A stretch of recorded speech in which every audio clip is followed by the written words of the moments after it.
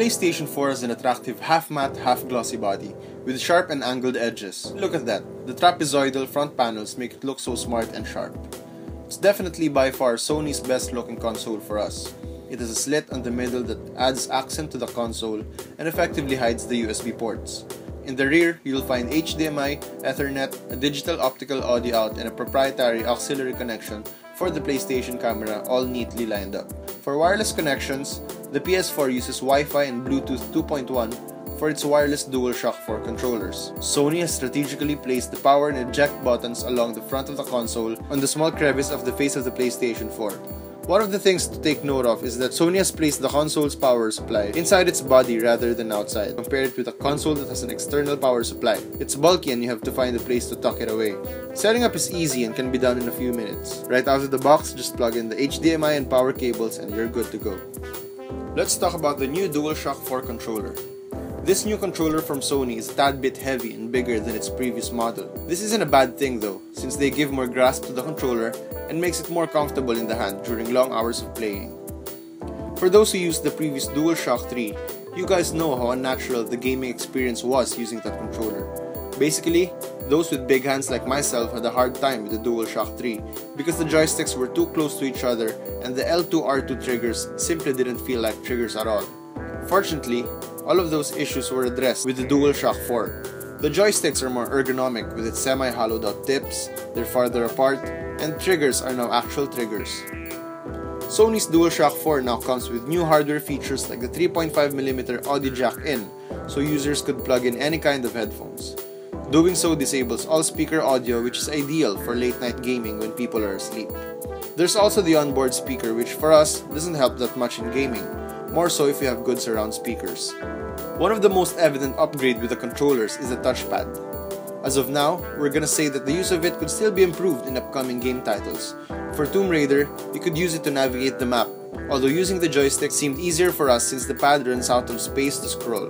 Capturing a screenshot or a video while playing is also possible.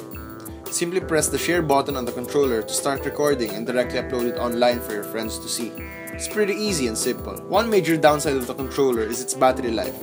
It just lasted us a little over 6 hours of playtime compared to the DualShock 3's 20 plus hours of continuous gaming. After the 6th hour, you better get your charging cable ready for the DualShock 4. By pressing the PlayStation button on the controller, users can go in and out of the game easily. The user interface is responsive with very little to no lags, which is important when, for example, you're in the middle of a boss fight and you want to adjust some settings on the main menu. The system's menu relies heavily on a PSN account activation.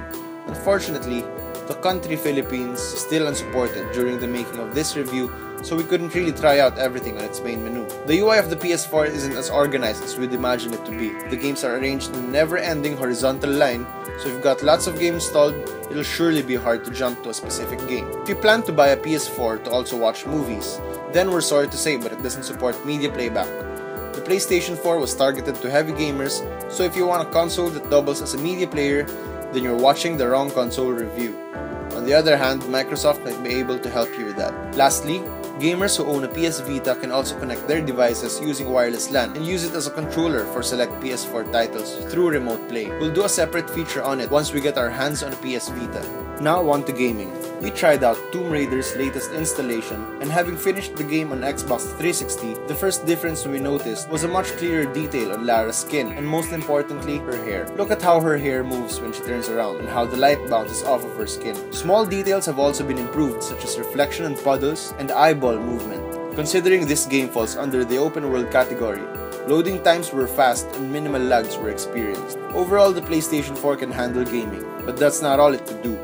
Unfortunately, support for the Philippines to create a PSN account isn't available as of yet.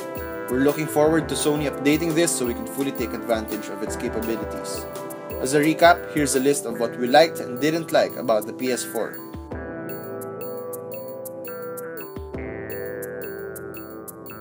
The PlayStation 4 is now available locally for 24,500 pesos.